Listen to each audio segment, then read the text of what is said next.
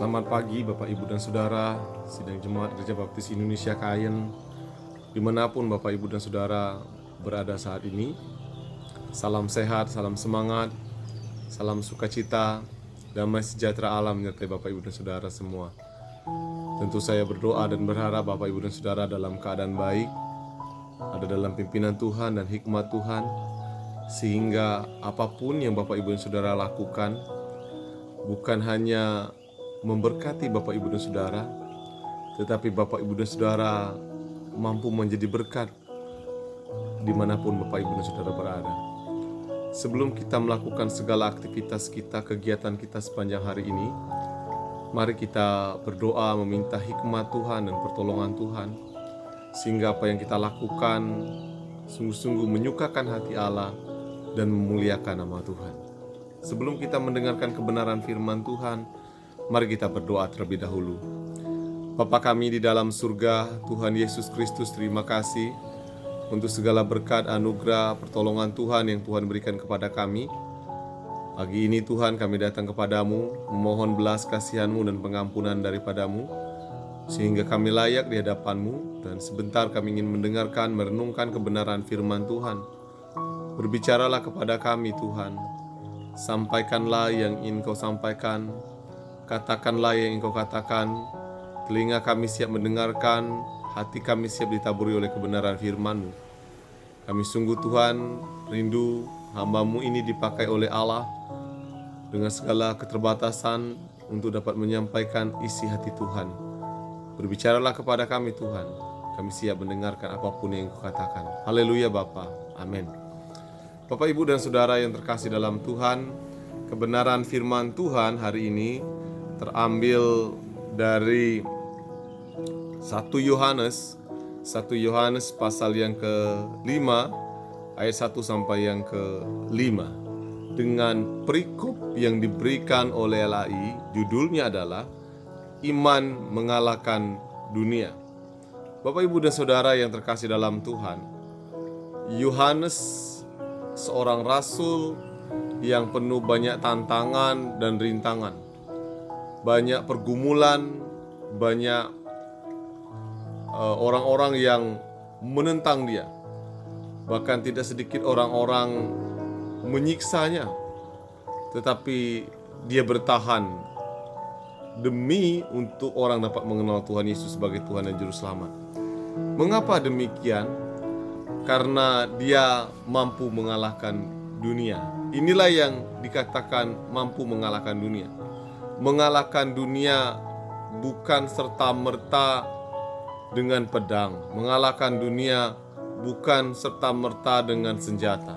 Tetapi mengalahkan dunia adalah mampu menjalankan hidup sesuai dengan kehendak Tuhan di tengah-tengah tantangan dunia yang berat ini, segala keinginan dunia yang tidak mudah ini.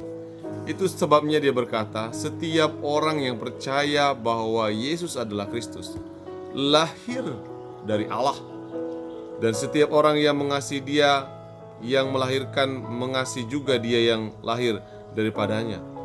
Inilah tanda-tanda bahwa kita mengasihi anak-anak Allah, yaitu apabila kita mengasihi Allah serta melakukan perintah-perintahnya. Rasul Yohanes menegaskan bahwa orang yang mengasihi Allah bukan hanya sekedar dengan kata-kata, bukan hanya sekedar dengan pernyataan-pernyataan, tetapi orang yang mengasihi Allah adalah orang yang melakukan segala perintah-perintahnya. Maka Rasul Yohanes membuktikan itu. Dia berpergian dari satu tempat ke tempat yang lain, melakukan perintah Allah dengan memberitakan kabar baik tentang siapa Yesus Kristus, sehingga orang harus tahu itu. Itu sebabnya dia berkata, sebab inilah kasih kepada Allah, yaitu bahwa kita menuruti perintah-perintahnya. Perintah-perintahnya itu tidak berat.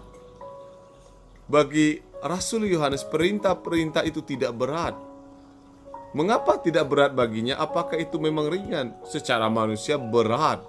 Tetapi dia meyakini bahwa itu tidak berat. Mengapa? Karena kasih Allah lebih besar dari segala hal dalam dunia ini. Ayat yang kelima, dia berkata, siapakah yang mengalahkan dunia selain daripada dia yang percaya bahwa Yesus adalah anak Allah?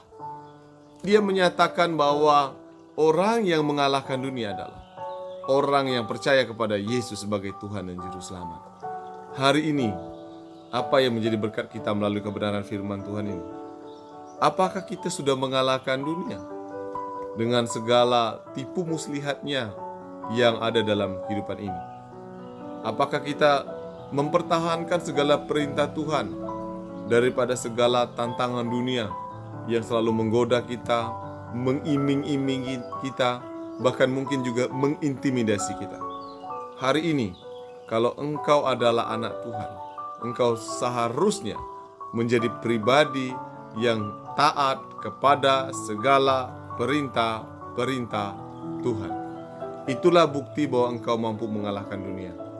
Bukan engkau menjadi raja, engkau mengalahkan dunia. Bukan engkau memiliki banyak harta, engkau mengalahkan dunia. Tidak. Tetapi kalau itu terjadi, bisa jadi engkau sedang diperbudak oleh dunia.